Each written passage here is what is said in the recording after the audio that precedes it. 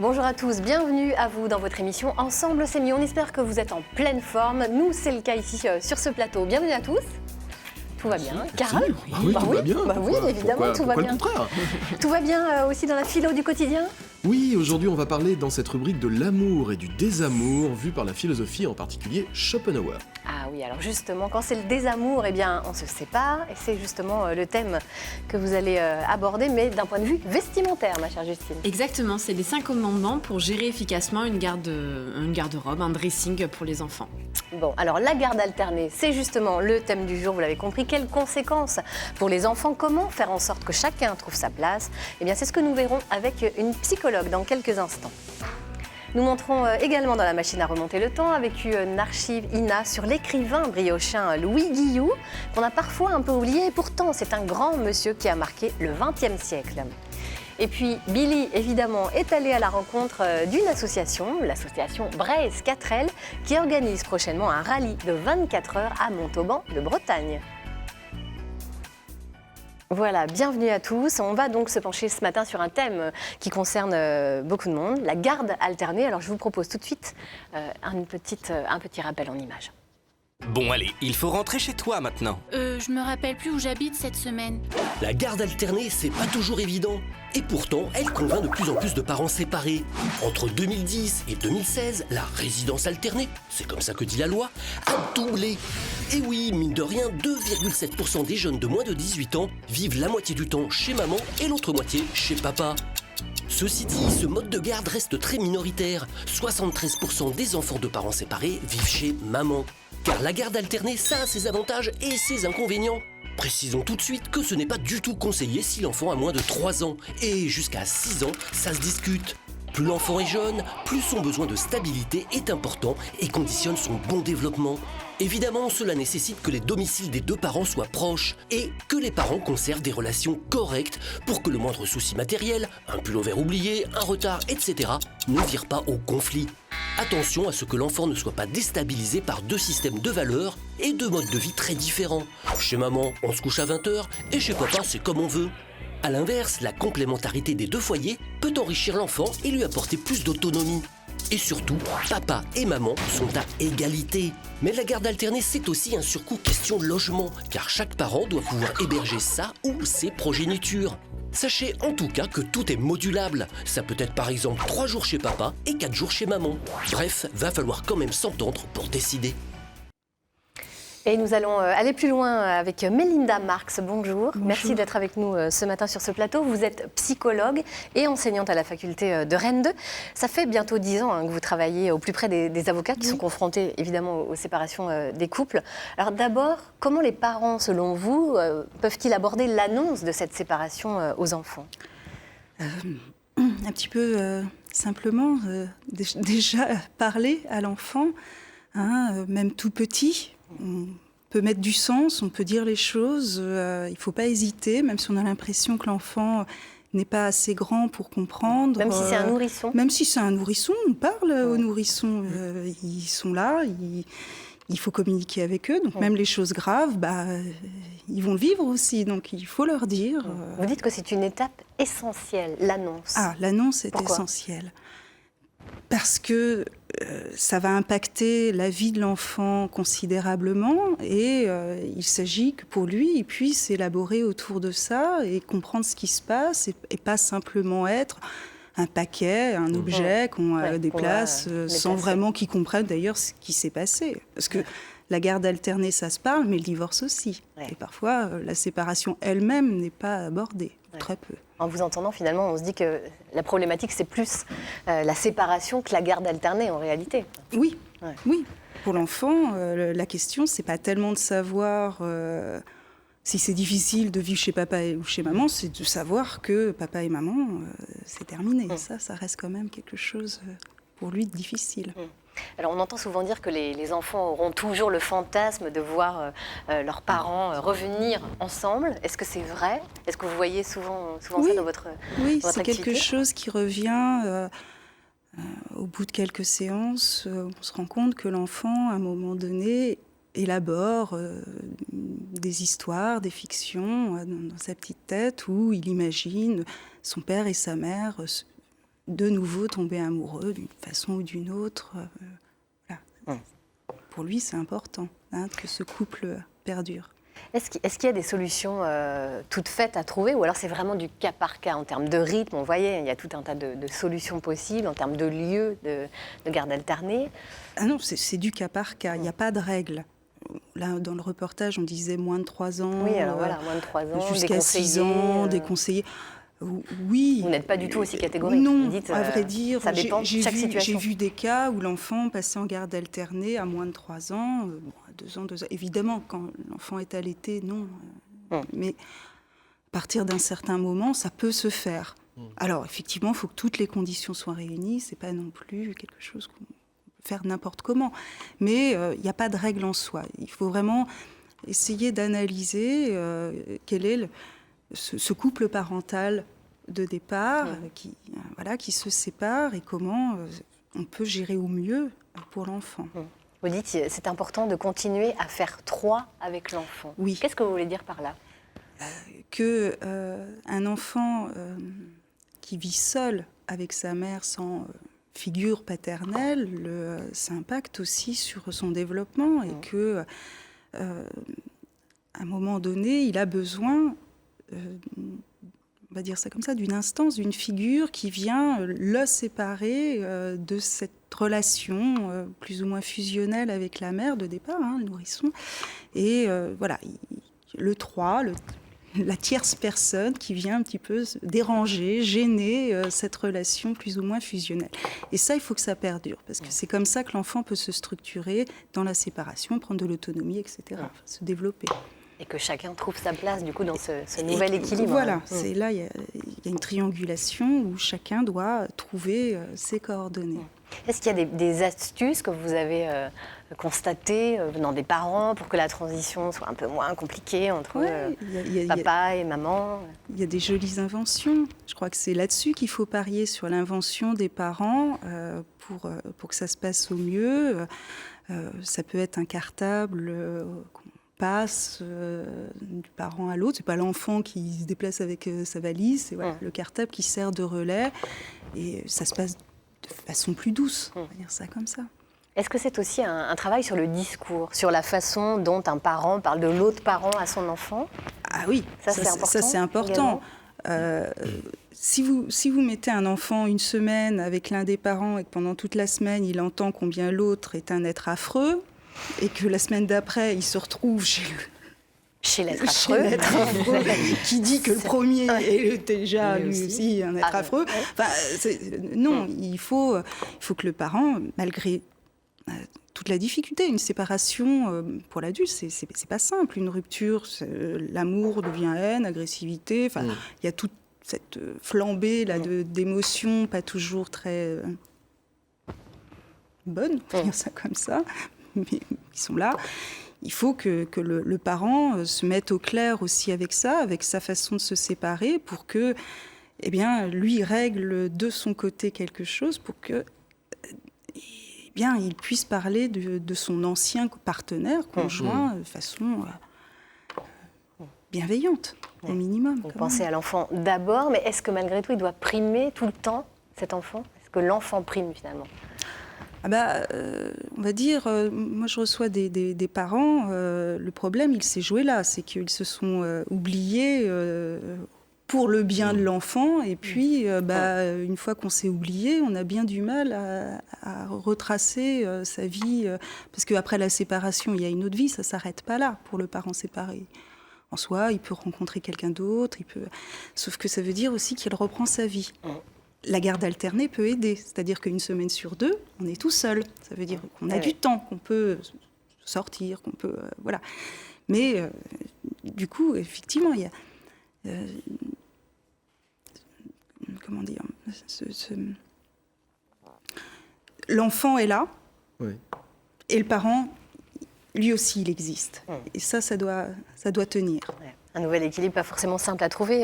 Karl, vous êtes professeur, on imagine que dans vos élèves, il y a beaucoup d'adolescents en garde alternée ou Oui, et c'est pour ça que le parents chiffre qui a séparés, été c'est- donné tout à l'heure oui. dans le petit reportage m'a surpris. Seulement 2,7% d'enfants en garde alternée, alors qu'effectivement, même parmi mes amis qui se sont séparés de leur conjoint ou conjointe, ou effectivement parmi mes élèves, je trouve que c'est une situation qui revient de plus en plus. Mais parfois, c'est une garde alternée qui n'est pas de type une semaine. Ça peut être toutes les 2 semaines, ou alors ça peut être un jour chez l'un, 2 jours chez l'autre. Enfin, souvent, on s'arrange. C'est-à-dire, Ouais, voilà, je crois moi qu'il y a je cette travaille tard dimension tel jour, donc tu vas plutôt le d'arrangement prendre, et puis voilà. Donc, ce genre d'arrangement ne peut se passer effectivement que si les parents s'entendent bien. Mais la question qui peut ressurgir aussi, c'est si les parents s'entendent finalement trop bien, est-ce que l'enfant ne va pas justement continuer dans ce fantasme de ils s'entendent bien, pourquoi est-ce qu'ils ne sont plus ensemble? Donc ça aussi, ça peut être dérangeant, Ouais, j'imagine. ça peut être compliqué. C'est là où il faut parler. Oui, c'est ça, Là, la voilà. communication. Tout est C'est là, là où ouais. il faut y mettre un petit peu de sens sur tout Ouais. ça. Et puis après, c'est normal que l'enfant continue d'espérer. Mmh. On peut lui laisser ça. On évoquera avec vous, Justine, tout à l'heure les façons de gérer un dressing d'enfant en garde alternée. Mais avant ça, si vous voulez bien, on va rester dans le domaine de l'enfance et on va tout de suite partir à Laillé, en Ille-et-Vilaine, où une crèche a embauché une animatrice qui est sourde. Pour s'exprimer, elle utilise la langue des signes. Eh bien, vous allez voir comment ça se passe chez Chamboultou. C'est un reportage de Séverine Breton et Thierry Bouilly. La vie est parfois rude quand le matin il faut s'arracher au bras de son papa ou de sa maman. Mais à quelques mois, on n'a pas les mots pour exprimer cette tristesse intense. On n'a pas les mots. Mais heureusement, Karine a les gestes. Tu veux un gros câlin? Oui. Un jour, Marine est arrivée à Chamboultou. Elle avait tous les diplômes pour travailler dans une crèche. Tous les diplômes, mais un handicap qui faisait un peu peur aux directions et à certains parents. Elle n'entend pas. Alors Chamboultou a cherché des solutions, a installé des miroirs et Marine a commencé à travailler. Quand j'ai le dos tourné, s'il y a un enfant qui tombe, ça me permet de voir tout de suite que je dois faire quelque chose, que je dois intervenir rapidement. J'ai aussi un vibreur quand un enfant pleure pendant sa sieste, etc. Ça vibre et je suis prévenu tout de suite. Petit à petit, aux côtés de Marine, les enfants et les animatrices ont eux aussi commencé à signer. Quand ils sont petits, ils s'expriment avec leur corps. Donc c'est difficile de dire s'il te plaît, j'aimerais bien un gâteau là. Voilà. Là, c'est très simple de dire le mot gâteau. Tout le monde comprend. Ça veut dire gâteau. Donc il y a une communication qui est facilitée. Et le fait, justement aussi en équipe, d'être obligé de regarder sa collègue, d'être obligé de regarder les enfants pour signer, ça amène une qualité aussi d'observation, d'écoute et de communication et de partage. À l'heure des histoires, les mains racontent autant que les lèvres. Et les petits adorent. C'est quoi ?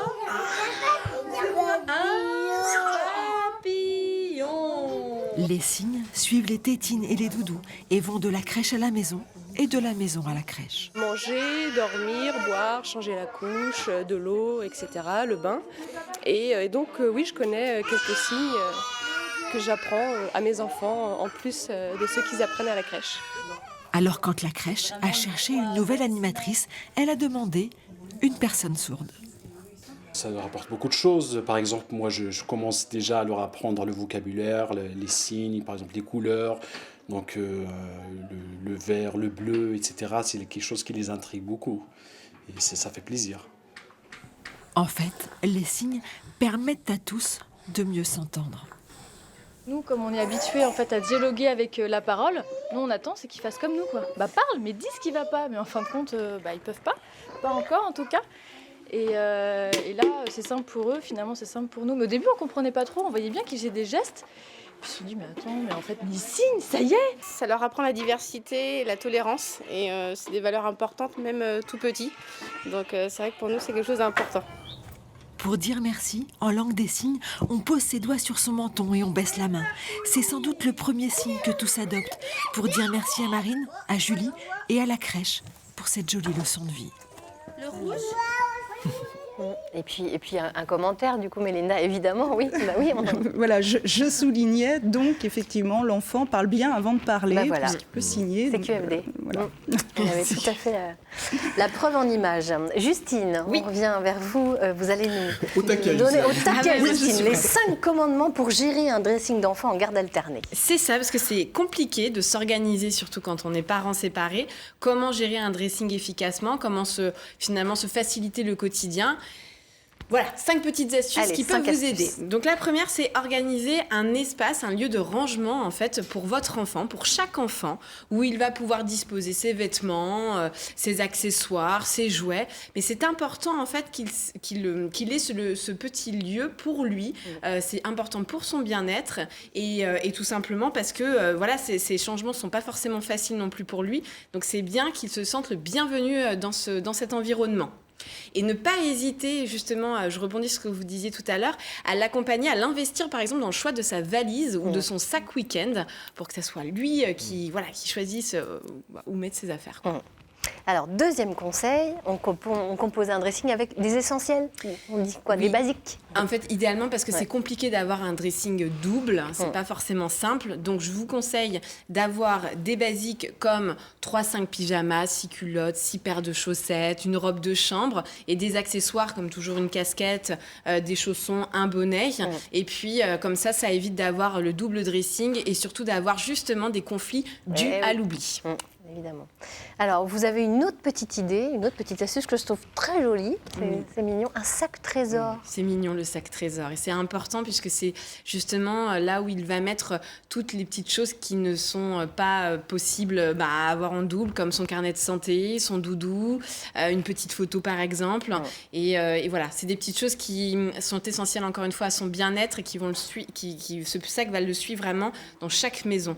Donc n'hésitez pas aussi à le faire choisir avec vous son petit sac qu'il va transporter. Maintenant, on aborde la question qui fâche, les lessives. Attention, comment on gère? Il va falloir investir dans un panier à lessive, pas forcément trop grand pour éviter d'être noyé sous les piles de vêtements, surtout si vous avez des adolescentes. Il faut faire attention à ça. Et puis dès que c'est alerte au sexisme, adolescente, alors là, attention. Parce qu'en fait, j'ai connu ça, donc ça me parle tout de suite. Non, mais c'est important, et dès que c'est plein, bien évidemment, il ne faut pas hésiter à faire tourner la machine. Et j'ai une astuce qu'une maman en fait m'a donnée que je trouve qui est très intéressante. Quand le linge part propre, il faut forcément qu'il revienne propre également. Ça peut paraître simple, mais c'est pourtant tout ce qui peut éviter les conflits est bon à prendre. Exactement. Et puis dernière idée, on habille l'enfant sans se ruiner. C'est ça. En fait, il va falloir maintenant trouver, stocker et puis recycler. Donc, si vous êtes sensible pour acheter du neuf, ne pas hésiter à aller pendant les soldes ou les ventes privées. Ça vous permet aussi de ne pas vous ruiner dans les achats. Et c'est surtout, si vous aimez l'occasion, ne pas hésiter à aller dans les dépôts-ventes pour les enfants. Des applications aussi vont vous aider comme Vinted ou Le Bon Coin. Ça prend un peu plus de temps, il faut chercher, parce que tout n'est pas forcément de bonne qualité, mais ça reste économiquement et écologiquement, ça reste un bon compromis. Et alors, on peut se faire aider peut-être par une application? Oui, vous avez l'application Cout qui est intéressante pour les parents justement séparés. Ça va faciliter le dialogue, ça va vous permettre de gérer efficacement les emplois du temps ou les différents rendez-vous. Donc voilà, c'est une petite application à retrouver sur les smartphones. Alors c'est C2OT. Exactement, Cout. Ouais. Merci beaucoup Justine pour toutes ces astuces. Ça vous semble de bonnes idées? Oui, oui, j'ai particulièrement retenu effectivement le sac au trésor, c'est adorable. Et puis, parce que je trouve que l'enfant, il est souvent mis en place d'objets. Voilà, c'est l'objet de la querelle, c'est l'objet... Là, on en fait un sujet.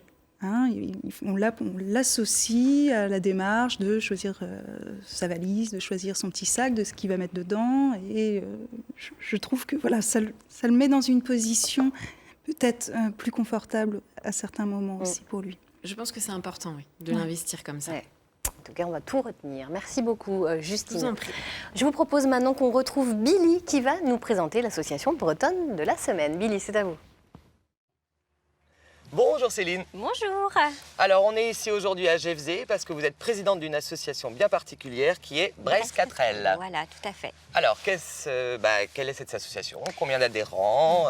Donc Depuis en fait, Bresse 4L a été créée en 2011 donc, par des gens du secteur. Nous avons connu, donc c'est pour organiser les 24 heures 4L. Nous avons connu les 24 heures 4L dans le Loir-et-Cher il y a une vingtaine d'années. Et on a voulu donc organiser la même course en fait à Motoban de Bretagne. D'accord, donc vous organisez une course par le biais de cette association, voilà, c'est ça? C'est le but de l'association? Voilà. D'accord. Donc le but c'est les 24 heures 4L, donc ça veut dire que c'est comme les 24 heures du Mans. Ok. Donc c'est une course d'endurance qui est sur un circuit en terre qui commence à 16h le 28 septembre et qui termine à 16h le 29 septembre. Ok, donc c'est cette année là, 28-29 septembre. Voilà. Et c'est où, à Gévesé? C'est à Motoban de Bretagne. À Motoban de Bretagne. Donc Bresse 4L organise à Motoban de Bretagne le 28 et 29. Et ça s'appelle 24 heures 4L. 24 heures 4L.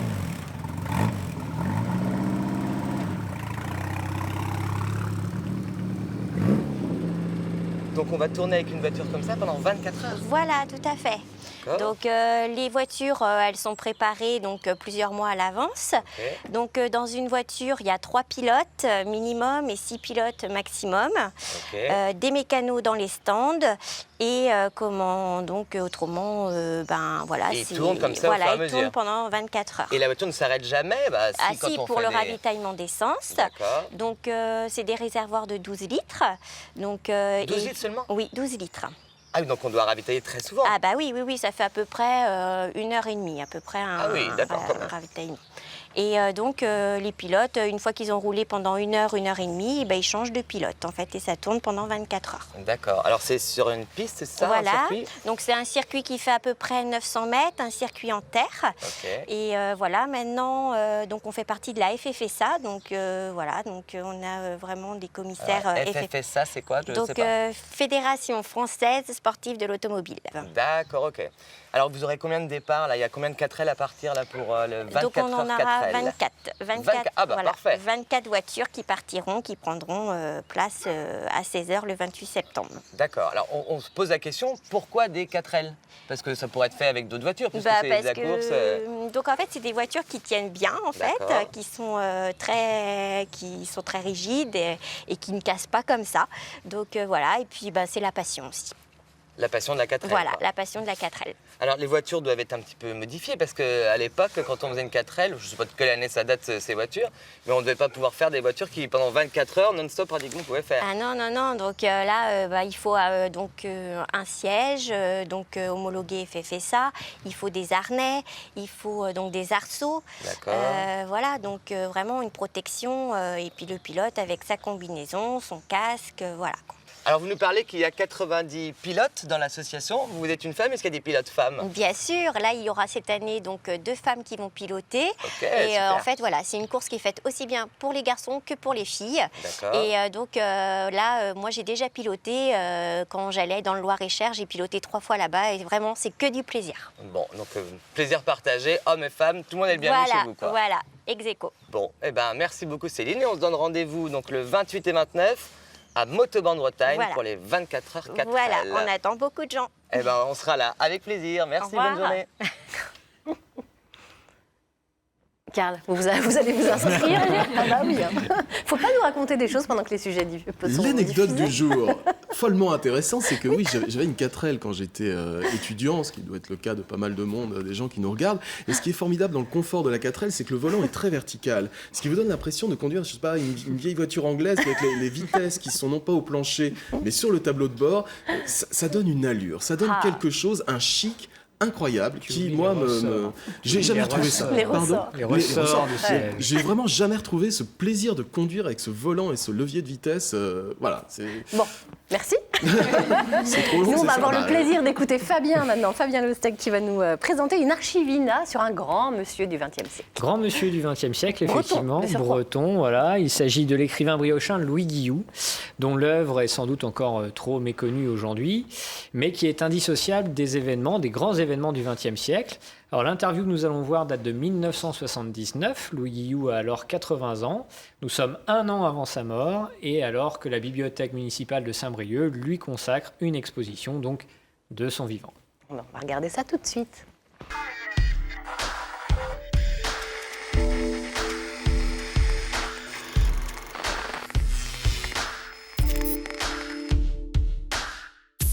Et le destin d'un livre, il est ce qu'il est. Bon, je tiendrai aussi à ce qu'on mentionne la Maison du Peuple, par exemple. Ce sont mes 2 livres. Je n'ai fait plus que ça, mais Maison du Peuple, j'y tiens, et les Leçons noires, j'y tiens. Bon, alors c'est tout ce que j'ai à dire.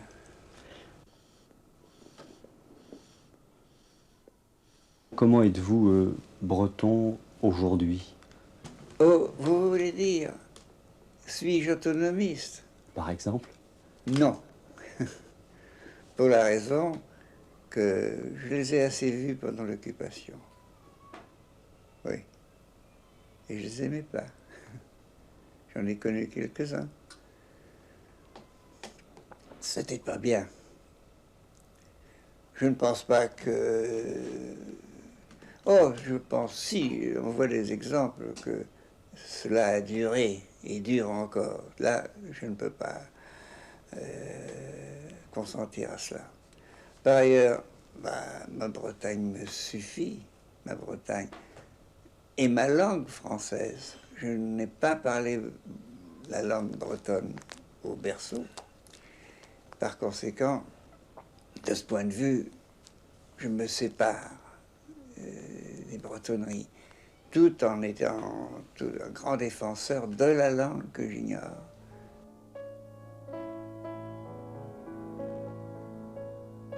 On vous a souvent interrogé sur votre engagement. J'ai envie de vous demander si à votre propos, il ne faut pas parler d'une certaine méfiance vis-à-vis des partis, finalement. Méfiance, ignorance. J'ai jamais été d'aucun parti. N'est-ce pas? Non. Engagement, il suffit de l'être. De naissance aussi, comme je suis breton, je suis d'un certain côté de gauche. Sans être gauchiste, j'ai horreur des étiquettes. Il n'y a pas besoin. J'ai horreur des étiquettes. Fabien, on le voit, Louis Guillou est un écrivain engagé. Un écrivain engagé, il faut dire qu'il a été mis en contact très jeune avec la dure réalité des milieux populaires de Saint-Brieuc, avec un père cordonnier donc, qui doit se battre pour nourrir sa famille. Un père qui a été également l'un des premiers militants socialistes de la ville, une expérience qui nourrit la vision du monde du jeune Louis Guillou et qui sera à l'origine de sa première œuvre, La Maison du Peuple, publiée en 1927. Alors, s'il est trop jeune pour avoir combattu, Louis Guillou est marqué, comme tant de gens de sa génération, par la Première Guerre mondiale. Première Guerre mondiale qui est au cœur de son chef-d'œuvre, Le Sang noir, voilà, qu'on voit ici derrière à l'écran, publié en 1935 et qui va rater le prix Goncourt d'une seule voix. C'est à cette époque, durant l'entre-deux-guerres, donc, que Louis Guillou gagne Paris, rejoint Paris. Alors, il est alors imprégné par le pacifisme qui irrigue la société française de l'époque. Et même si sa sensibilité est alors clairement à gauche, il ne milite à cette époque dans aucun parti. Alors les années 30, de ce point de vue, représentent vraiment un tournant. Oui, au début des années 30, Louis Guillou prend en effet conscience de la menace fasciste, ce qui l'amène à devenir un compagnon de route du Parti communiste. Et il revient à Saint-Brieuc, où il est sensible à la détresse sociale qui ne cesse de monter en Bretagne, en raison des effets de la Grande Dépression, donc 29 et ses suites dans les années 30. Et donc, il accepte de prendre des responsabilités dans le Secours Rouge local, c'est-à-dire une organisation communiste caritative, finalement. Par contre, et même s'il n'est pas inactif, il reste plus discret dans le combat antifasciste mené à l'échelle nationale. Il est toujours au second plan, derrière ses amis Malraux, Guéhenno, Aragon ou encore Gide. Gide, d'ailleurs, qu'il invitera à se joindre à lui lors de son voyage en URSS en 1936. Alors, à son retour, Gide exprime très clairement ses réticences et ses désillusions face à l'expérience soviétique. Par contre, Louis Guillou, lui, restera assez muet sur cette expérience, sans devenir anti-soviétique pour autant. Alors, en revanche, il est davantage concerné par le putsch franquiste en Espagne. Début 1937, il se lance à corps perdu dans l'accueil des républicains espagnols à Saint-Brieuc et en Bretagne en règle générale, avec des communistes, avec des socialistes, des chrétiens, mais aussi des hommes sans parti. Et cette attitude, en fait, est symptomatique de l'état d'esprit de Louis Guillou. C'est plus finalement le travail concret, la solidarité réelle, que les grandes batailles idéologiques ou l'engagement partisan qui intéresse Louis Guillou. Ouais. Puis il est également un témoin important de la Seconde Guerre mondiale. Un témoin, c'est vrai, vous avez raison Laurence, mais aussi un acteur. Alors sans être un résistant actif, il n'est pas un spectateur pendant l'occupation. Dès 1941, il va héberger une militante communiste qui participe à la réorganisation du Parti communiste dans les Côtes du Nord, ce qui vaudra à Louis Guillou, d'être inquiété par la police de Vichy. Il joue également un rôle, même modeste, dans l'unification des mouvements de résistance dans les Côtes du Nord. Et à la Libération, il critique les excès de l'épuration, et notamment des tontes, que j'ai eu l'occasion d'évoquer ici il y a peu. Mais surtout, il va devenir l'interprète du maire de Saint-Brieuc et ensuite de l'armée américaine. Et ce travail, qui va l'amener à suivre l'armée américaine, le fait écrire un roman qui s'appelle OK Joe, voilà, que vous avez à l'écran ici. Et dans ce roman, il dresse un tableau sans complaisance de l'armée américaine, décrite comme une armée clairement raciste, à travers les procès de GIs noirs, bien plus poursuivis que les GIs blancs pour des faits de viol. Donc ça, c'est un élément important tout de même qu'il a mis en avant, entre guillemets, en Bretagne, et qui a été repris par des historiens depuis.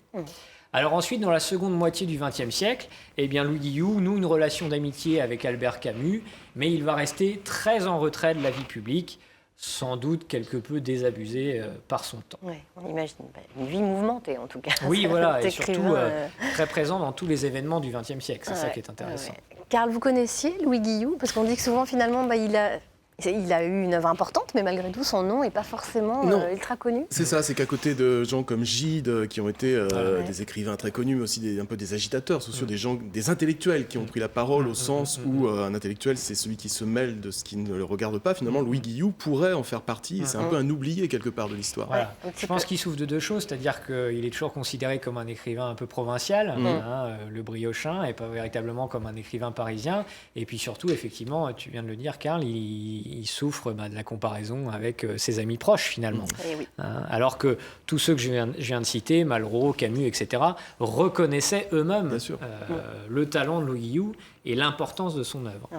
Alors, les amis, justement, nous sommes mercredi. Écoutez, c'est le moment de retrouver Lélia Nevers. Elle a toujours des idées originales pour occuper nos enfants. On regarde tout de suite. Bonjour, moi c'est Divya. Moi, c'est Antoine.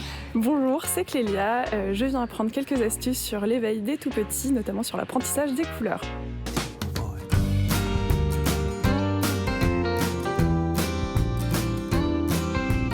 Bonjour. Bonjour Antonin. Aujourd'hui, je vous propose une activité simple, créative et qui ne nécessite pas beaucoup de matériel. Ça s'appelle les mangeurs de couleurs. Super. On y va?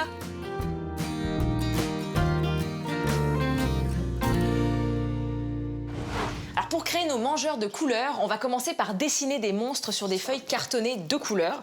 Là, je vous ai mis des feutres. Antonin, t'as un joli feutre rouge parce que je crois que c'est ta couleur préférée. Oui. Ouais. Donc on va dessiner un bonhomme.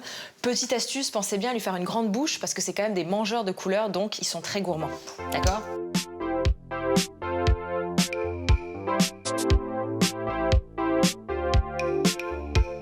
C'est un grand monstre.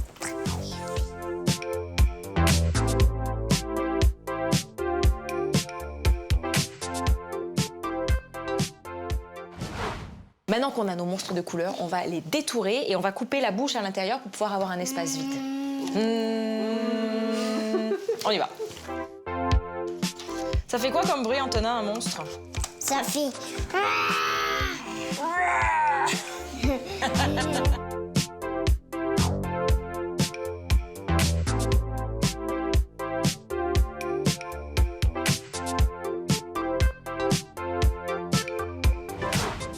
fois vos jolis monstres découpés, récupérez vos sacs papier-carton de la veille de vos courses, collez les monstres sur le sac et ensuite découpez la bouche.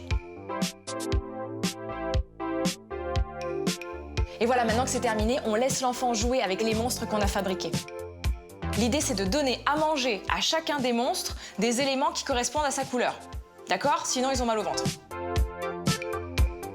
Ouais, bien joué!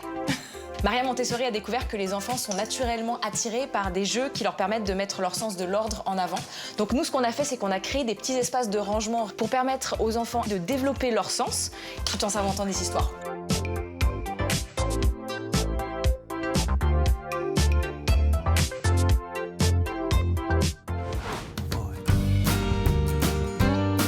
On résume. Pour jouer avec les mangeurs de couleurs, dessinez un personnage avec une grande bouche sur une feuille de couleur cartonnée et ornementez-le à votre guise. Découpez les contours du visage et de la bouche de votre dessin. Collez-le sur un sac cartonné et découpez sur celui-ci les contours de la bouche pour créer une ouverture. Vous pourrez ensuite y insérer des objets divers de couleurs similaires au sac. Et voilà, nous, les mangeurs de couleurs, on aime. Et ça tombe bien parce que justement, nous allons parler d'amour avec vous, Karl. Pas du tout préparé, ça. Non, non. Jolie transition. Mais d'amour à travers la philosophie. Et oui, les affres de l'amour, je t'aime plus, je t'aime encore, les ruptures amoureuses, comment ça se passe tout ça, c'est assez étonnant. Et surtout, comment la philosophie a pu en parler. Alors déjà, la première question qui peut se poser, c'est l'amour est quand même très mystérieux. C'est une alchimie qui va avoir lieu, qui va opérer entre deux personnes en particulier, mais on ne peut que se dire, sacré nom d'une pipe. Non, peut-être pas sacré nom d'une pipe parce que c'est romantique. Alors, sacré nom d'un chien. Vos propos. C'est mieux. Sacré nom d'un chien. Mais comment se fait-il que sur les milliards de personnes qu'il y ait sur Terre, il n'y en ait qu'une qui soit faite pour moi? On a toujours cette sensation-là. Ouais. On tombe sur la personne et tout d'un coup, elle illumine votre vie. On n'a plus qu'une seule envie, c'est d'être avec elle, de la voir. Comment se fait-il qu'il n'y ait pas finalement une pluralité du fait de tomber amoureux? Quand on tombe amoureux, il n'y a plus que cette personne-là. Les romantiques vous répondront avec la notion d'âme sœur, par exemple, ou alors Platon. Vous savez, Platon avait une théorie dont il parle dans un de ses livres qui s'appelle Le Banquet, c'est le mythe des androgynes. C'est-à-dire que Platon raconte qu'à l'origine, en fait, les hommes et les femmes ne faisaient qu'un. C'était des espèces de boules comme ça qui contenaient le principe masculin et féminin. Donc on avait 8 membres, 4 bras, 4 jambes, et puis on avançait en roulant comme ça. Et comme on était hommes et femmes, on était dans la plénitude, on était entiers. Et puis un jour, comme on était trop arrogants, Zeus nous a coupés en deux, a mis d'un côté les hommes, de l'autre côté les femmes. Et c'est pour ça que depuis ce temps-là, eh bien, nous ne faisons rien d'autre de notre vie que de rechercher la moitié qui nous correspond dans le monde, puisqu'elle n'est qu'à un seul exemplaire. Donc je recherche ma moitié. C'est pour ça que dans un couple, souvent, on dit ma moitié, puisque voilà, c'est la personne qui nous correspond. Alors ça, c'est pour l'amour. Mais finalement, le désamour est tout aussi mystérieux. Un jour, on se lasse, un jour, on ne supporte plus l'autre, un jour, on ne voit plus que ses défauts, le rideau tombe, et puis c'en est fini de la belle histoire d'amour. Bizarre quand même. C'est très très mystérieux tout ça. Est-ce qu'il y a des philosophes qui ont analysé ça? Alors, cette étrange mécanique du cœur, comme je disais tout à l'heure, je t'aime et puis je t'aime plus, a été notamment analysée par un philosophe extraordinaire du 19e siècle qui s'appelait Arthur Schopenhauer. Arthur Schopenhauer avait une façon extrêmement désespérée, mais aussi finalement assez drôle de parler de l'humanité. Pour décrire un petit peu le personnage de Schopenhauer, cet Allemand du 19e siècle, je donnerai juste une phrase de lui qui correspond à son sentiment par rapport à l'existence humaine. Qu'est-ce que l'existence selon Schopenhauer? Il le dit lui-même donc dans un livre qui s'appelle Le monde comme volonté et comme représentation, qui est un peu son chef-d'œuvre. Voilà son propos. L'existence humaine doit être une sorte d'erreur.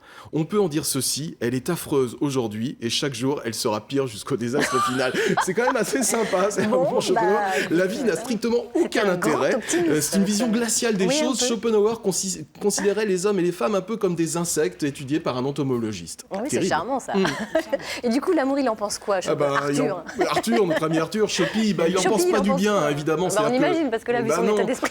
Pour Schopenhauer, en fait, un des thèmes centraux de sa philosophie consiste à mettre en évidence ce qu'on appelle le vouloir vivre. Qu'est-ce que c'est que le vouloir vivre? C'est une force qui va traverser l'univers, une force aveugle, et qui pousse tout ce qui vit, les plantes, les cailloux, les êtres humains, à vouloir persister dans leur être jusqu'à leur dernier souffle. Et ce vouloir vivre se manifeste tout le temps chez nous par une sorte d'instinct de survie. Et dans le vouloir vivre, il y a évidemment, chez les plantes, chez les animaux et chez les hommes, l'instinct de reproduction. Pour Schopenhauer, l'amour, ce n'est rien d'autre qu'un instinct de reproduction, et rien d'autre. Mais nous, on n'est pas des animaux. Ben voilà, c'est ça, on n'est pas des animaux, puisque comme je le disais au début de l'émission, les animaux se reproduisent un petit peu avec le premier partenaire sexuel qui leur vient, et nous, on cherche la bonne personne. Mais Schopenhauer dit, bien sûr, c'est une astuce de la nature, puisque dans tous les hommes et toutes les femmes qui nous entourent, il y en a forcément qui sont plus compatibles génétiquement avec nous. C'est-à-dire que nous avons tous des défauts physiques, des défauts intérieurs et extérieurs. Et chaque fois qu'on tombe amoureux de quelqu'un, en fait, on tombe amoureux de la personne qui va compléter ou compenser nos défauts afin de produire pour l'avenir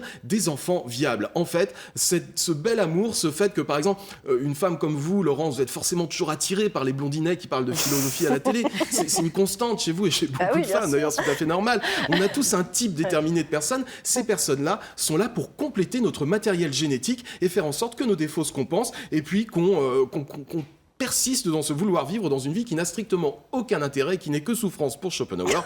Donc, Schopenhauer est clair là-dessus, ne tombez jamais amoureux, intéressez-vous à d'autres choses, au sport, aux belles voitures, à l'art, à tout ce que vous voulez, mais surtout évitez. Et surtout, Schopenhauer disait, c'est simple, pour éradiquer l'humanité, il suffit qu'on ne se reproduise pas pendant une génération et ça sera fini. Voilà. Merci, Karl.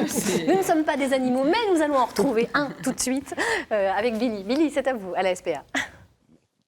Bonjour Jennifer. Bonjour Billy. Ça va bien? Super, super. Alors aujourd'hui, on est venu voir non pas cette petite dondon qui est là, qui adore les câlins, mais ce petit jeune homme. Ce petit jeune homme qui s'appelle Oliver. Oliver, qui a priori adore les chiens. Il adore les chiens, voilà. Tout depuis ce tout qu'il à veut, l'heure, c'est se blottir contre les chiens.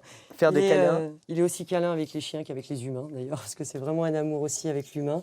Alors, c'est un chat qui est atteint d'une pathologie, il a la leucose. D'accord. C'est pour ça qu'il est tout seul là. Exactement. Donc, c'est un chat qui a été abandonné, que quand on l'a testé, on s'est rendu compte qu'il était positif sur la leucose. Okay. Donc, la leucose, c'est une maladie qui se transmet sur les chats. Ok. Donc, pas possible d'avoir d'autres chats à la maison. Alors, il y a un vaccin quand même qui est assez efficace, mais c'est vrai qu'on préférera éviter quand même de le placer avec un autre chat. D'accord. Le vaccin sera efficace pour le chat de la maison, mais pour lui, c'est fini. Oui, malheureusement, lui, il est contaminé. Donc, après, voilà, il vit très bien comme ça. Lui, il ne le sait pas qu'il est malade. Donc, il croque la vie à pleines dents. Ça, c'est pas un souci. Et c'est une maladie qui n'est pas du tout dangereuse, en tout cas pour les chiens. Et vu qu'il adore les chiens, il n'y a aucun souci, en tout cas pour qu'il vive avec un toutou. Je pense qu'il serait ravi de pouvoir se blottir. Alors, la leucose, donc là, c'est quoi exactement comme maladie? C'est une maladie qui affaiblit les défenses immunitaires. Malheureusement, il peut avoir une espérance de vie un peu plus courte. Okay. Une fois que la maladie est déclarée, malheureusement, il n'y a plus grand-chose à faire. Mais là, pour l'instant, il a 2 ans. Donc, 2 ans. Il a encore de belles années devant lui.